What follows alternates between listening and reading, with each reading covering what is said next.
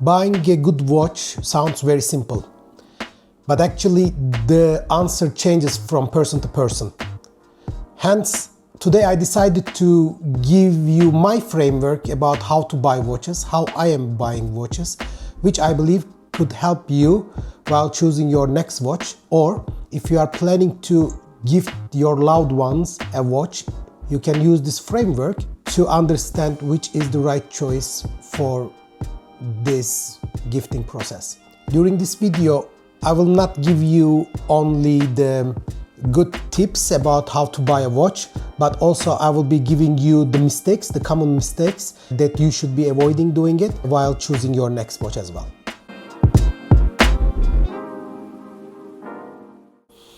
Before we start, let's do a wrist check. What we have today, I have my Panerai Radiomir California. This is one of my favorite watches of all time. I love my Cali. I love the Cali dial design. It is looking perfect, bold, strong on the wrist. So I believe it is one of my favorite pieces in my entire collection. Okay, let's start with the first step. The first step is defining your budget. When I say defining your budget, actually what I mean by that is defining a ceiling amount. So you need to define on what is the amount that you don't want to exceed while buying your next watch. This is very crucial because if you keep it open, you will always exceed your budget and you will always find yourself looking for the other options in the market which might be more expensive than you can afford. In other words, you will be always tempted to spend a little bit more. Oh, if I can give, for example, $2,000, why should not I give $2,500? It is still okay for me.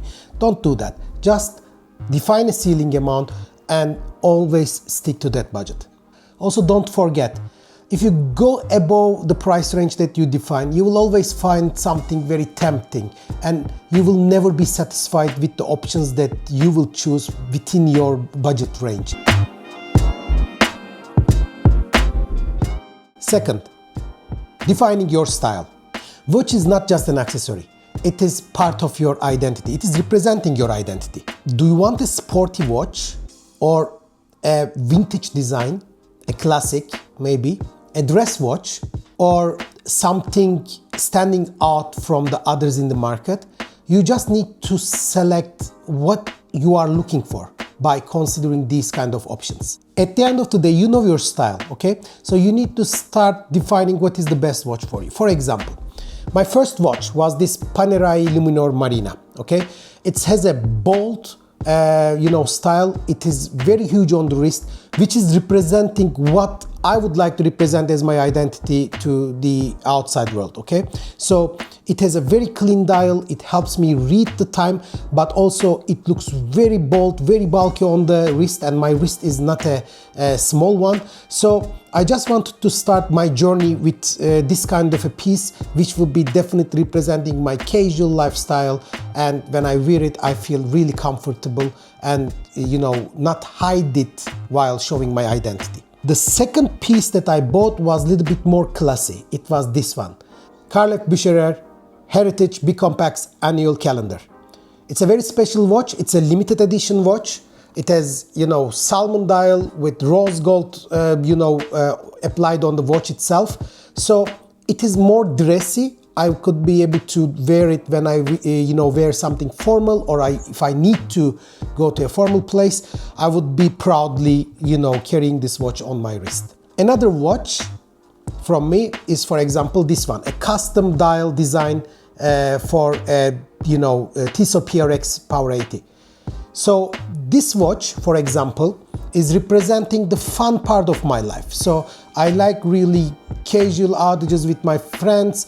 I like having fun with them, laugh, together, enjoy the life together. And for these moments, wherever I don't want to, care about what time is it, or I just want to have something fun on my wrist, this watch is representing exactly what I am living at that moment. The watch that you are going to purchase next should be representing your lifestyle, and you need to make sure that you know yourself very well, you know what you want from your lifestyle perspective, and then shortlist the watches that you would like to buy next for your collection. The third one is the connection with the brand that you are choosing, okay? Every watch brand tells you a story, because these guys are doing accessories or jewelries that you are buying or investing as a very precious item. Doesn't necessarily need to be too expensive, but at the end of the day, there is a craftsmanship, there is a mechanical work going beyond it. So all of these things should be combined with a story at the end of the day. Some people like the power of a Rolex. The others like the simplicity of a Nomos. At the end of the day, every brand tells a story, and you should be feeling that attachment with the story and the watch that you are, loving. So, for example, as a Turkish person, in my opinion, we have a huge connection with the Longines brand, right? So Longines was one of the watch brands, that one of the Ottoman sultans, requested a watch which is, helping him to check and to track, different time zones in one watch. So it was one of the first GMT watches made ever by Longines. This brand has an incredible story for us, for example. So having a Longines in your collection, if you are Turkish, that will make a lot of sense for you. So just try to see what is the brand which is really attractive to you with its story, which you can create a connection with, and then try to shortlist some models from that brand. Believe me, at the end, you will love having that watch in your collection. Okay, the fourth aspect, which is about the models, the complications, and the lifestyle fit, basically. Are you looking for a chronograph? Or are you looking for a diver's watch? Or are you looking for a GMT? Try to understand what is missing in your life, how the watch that you carry will be helping you to close a gap that you currently have in your life. It doesn't necessarily need to be a function at the end of the day, by the way. It can be maybe something more psychological, maybe just holding something powerful as a brand image to represent your image, as we mentioned in the other areas as well. But the functionalities are always helping you to shortlist some of the watches, because you have a lot of choices in the market. For example, if you're a person who travels a lot between different time zones, even it is just 1 hour difference compared to your local time zone, then a GMT watch will be a great addition to your collection, because it will give you the ability to track multiple time zones at the same time without setting the time every time when you travel, right? Based on the other criteria, also functionality here adds one more step on our framework for you to be able to choose the right watch for your collection. Maybe to help you understand better, I will give you a couple of examples from my collection. First of all, when I want to do sports, when I want to do something on action, my Omega Seamaster is a great choice for me, because as a diver watch, with its sporty look, easy to read the time option, and also with the comfortable fit on the wrist, this watch is an amazing watch to wear with when you want to do any sports. Go to gym, or if you want to go swimming, if you want to do something active while running even, this watch is great. This is amazing. It is covering and checking all the boxes for having an active lifestyle. If I want to travel, I always have my GMT watch, as I give the example, and Longines Spirit Zulu Time is a great option for me. Amazing watch, goes with any occasion. It is looking perfect on the wrist, and that watch is also giving me the comfort while traveling, and also tracking the different time zones that I am in during my business trips. When I just want to wear a casual watch, for example, during the weekend, when I do barbecue with the family, I need something comfortable. I just need to read the time very well. That's it. That's all I need. I don't care, what I am wearing, but it is giving me a comfort that I will be always having something good in my wrist. This is, for example, Hamilton Khaki Field. That's why I purchased this watch. This is why I'm wearing this watch. It is a great fit for that occasion. Fifth one, the quality and the specs of the watch. So the material, the mechanism, the durability of the watch, these are all important while selecting your next watch. So you should be taking care of these specs on your watch while choosing the best one for your collection. You don't need to always go for expensive watches to find a quality watch. There are always options that you can easily go to market and purchase the one that you want. At the end of the day, of course, if you can afford, for example, having a watch like a Grand Seiko, which is really expensive, but also the build quality is unmatchable almost with any other industrial players. It is really high quality. All the details are amazingly applied to that watch. So you can consider this one as one of the go-to watches for your collection. However, if you don't want to pay that much money, or if you cannot afford that watch, you can also go with the simpler version of a Seiko.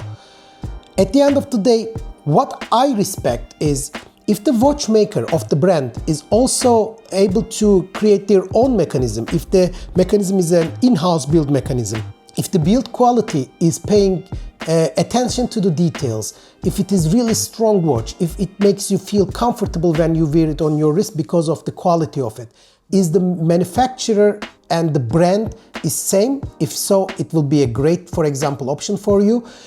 Are they really, doing all the details like the polishing, the finishing the surface of the watch, the glass, the strap? Are they applying the best standards at the same time to that watch? Just check these kind of things. You will see it. I mean, you don't need to be a watch expert to see these details. When you have it on your wrist, you will easily understand the quality of the watch. So always choose something that is matching the quality standards that you are looking for. Just remove the logo from your mind and just focus on all the technical specs that you are looking for, and then do your shortlisting.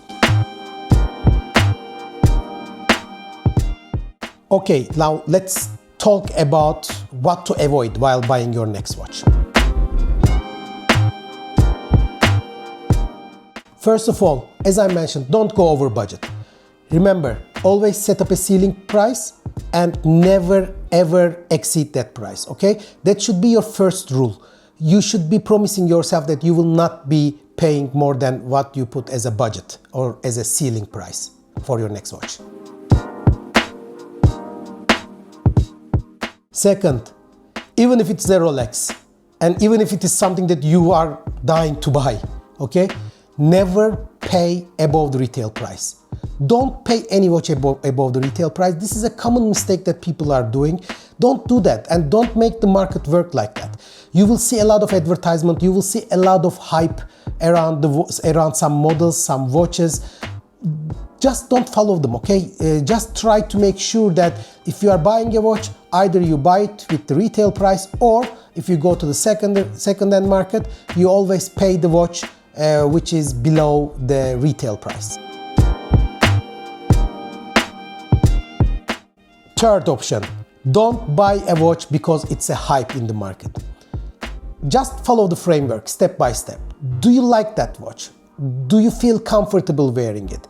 When you have it on your wrist, do you feel any connection with that item? These are simple things that you can quickly check while buying a watch. If none of them are, fitting well, if none of them are matching with your, liking or with your selection criteria, then just don't buy a watch just to buy a watch. I will give you one example. I am a big fan of Grand Seiko, okay? And one of my closest friends is not. It's not for him. So I said, come, I want you to try. I'm sure you will like it when you have it on your wrist. I'm pretty sure that you will want to buy one Grand Seiko in your collection.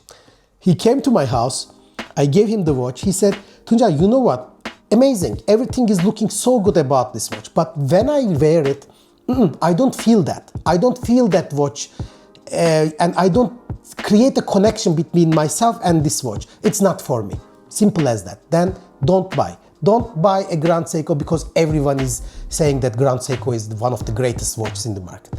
Just follow your instincts, and then you will be finding your best watch. Okay, the final one, the fourth one. I will be repeating some other collectors here again. Watches are not for investments. They are not investment items. So never buy a watch just because they are going to get or increase their value compared to what you pay for them, okay? That can happen.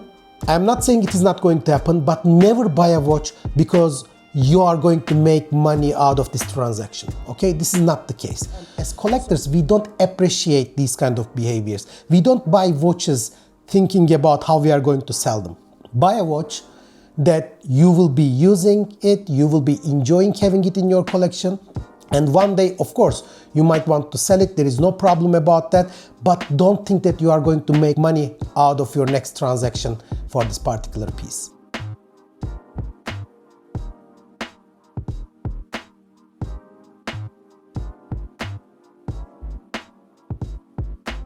Today, we covered a lot of aspects about how to buy a new watch. I tried to give you a framework about the framework that I use while I'm buying my next watch. We talked about putting a budget, we talked about your lifestyle, we talked about the specs of the watch, the brand, the connection that you can create with the watch, everything that is that you should be thinking about while buying a watch. Also, we talked about what to avoid while choosing your watch. This will be also helping you as a guideline while choosing the watch. In the next episode, we will be talking about the purchase stage. So what are the things that you should be considering while purchasing a watch? Please don't forget to subscribe to the channel and open your notifications so you can be notified timely on the next episode.